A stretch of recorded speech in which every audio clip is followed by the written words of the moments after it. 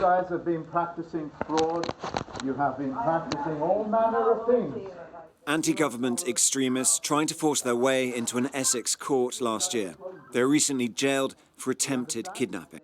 Do not interfere with my sheriffs. But behind their actions is a bizarre belief system that is gaining popularity, one that insists no one can be subject to laws they have not personally consented to, based on readings of ancient documents like Magna Carta. No, you cannot touch your stuff. They're called sovereign citizens, or freemen on the land, and they have their origins in the US. They're a known problem for law enforcement there. You're not even allowed to touch me, bro. That's not how it works. You're a commercial entity. Not just traffic stops like this.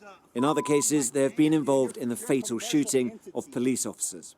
And the ideology gained followers in the UK during COVID, where anti-lockdown protesters would sometimes use sovereign arguments to bolster their case. The cost of living crisis only added to the appeal, as people looked online to find ways of avoiding paying bills. The movement now has hundreds of thousands of followers in the UK, across Facebook, YouTube, X and Telegram.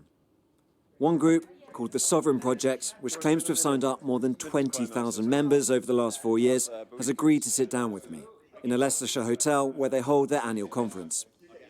It is in no way connected to the Essex kidnappers, and it rejects any political action, let alone violence.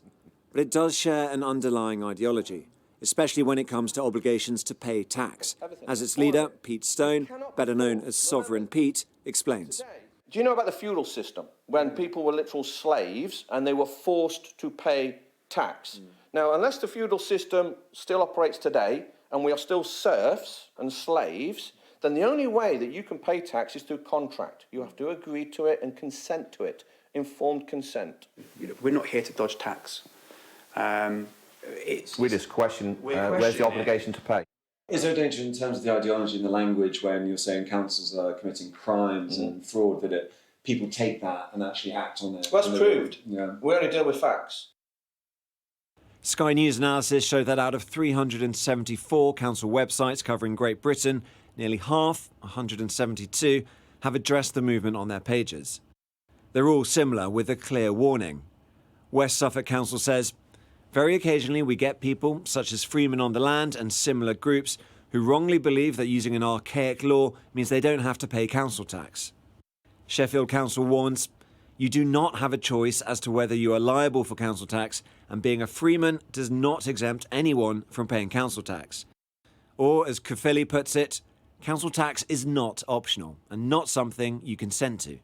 But the Sovereign Project's worldview extends beyond council tax. It is deeply anti-establishment, at times conspiratorial, with talk of shadowy figures controlling national governments.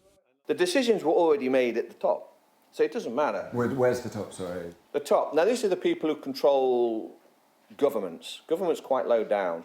Now, a lot of people say this could be the Crown Council of the 13, this could be a series of Italian families. It's frightening in a way once you start to unpeel it. And I believe, and I firmly believe, it is the true British Englishman, I'm going to say this, and woman, of this country has the power to unlock this madness that's happening in the West.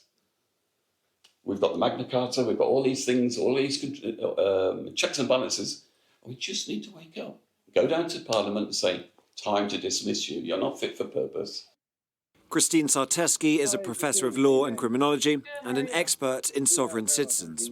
Because sovereigns truly believe in their ideas, and if they feel very aggrieved by, the government or whomever they think is oppressing them or controlling them, then that they can become emotionally involved. And I think that emotional involvement can sometimes lead to violence in some cases, or the belief that they have the power to, attempt to overthrow a court, a government in some capacity.